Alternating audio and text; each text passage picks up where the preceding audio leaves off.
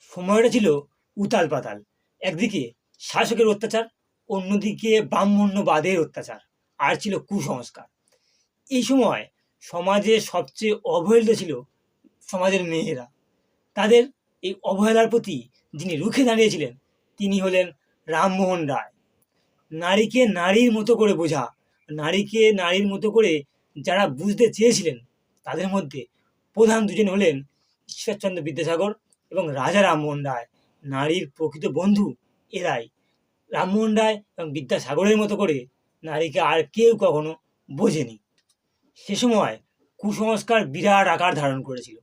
বৃদ্ধ মৃত স্বামীর সাথে পুড়িয়ে দেওয়া হতো অল্পবয়স্ক, জোয়ান, জ্যান্ত, জলজ্যান্ত নারীকে।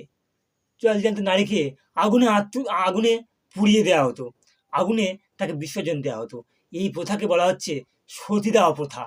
এই সতীদাহ প্রথার বিরুদ্ধে রাজা রামমোহন রায় রুখে দাঁড়িয়েছিলেন এবং ইংরেজ শাসকের সাথে নিয়ে এই প্রথা তিনি রদ করেছিলেন।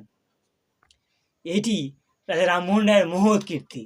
এছাড়াও তিনি ব্রহ্ম সমাজ প্রতিষ্ঠা করেছিলেন। সাহিত্যেও তার অবদান কম নয়। তিনি সংবাদ কৌমুদী নামে একটি পত্রিকা সম্পাদনা করতেন।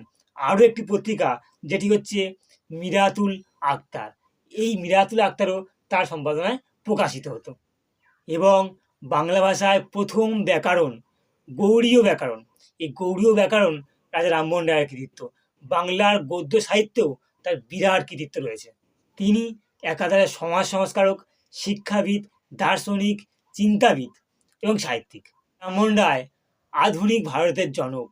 তাঁর এই বহুবিধ কৃতিত্বের জন্য মুঘল সম্রাট দ্বিতীয় আকবর তাকে রাজা শিরোনামে ভূষিত করেন।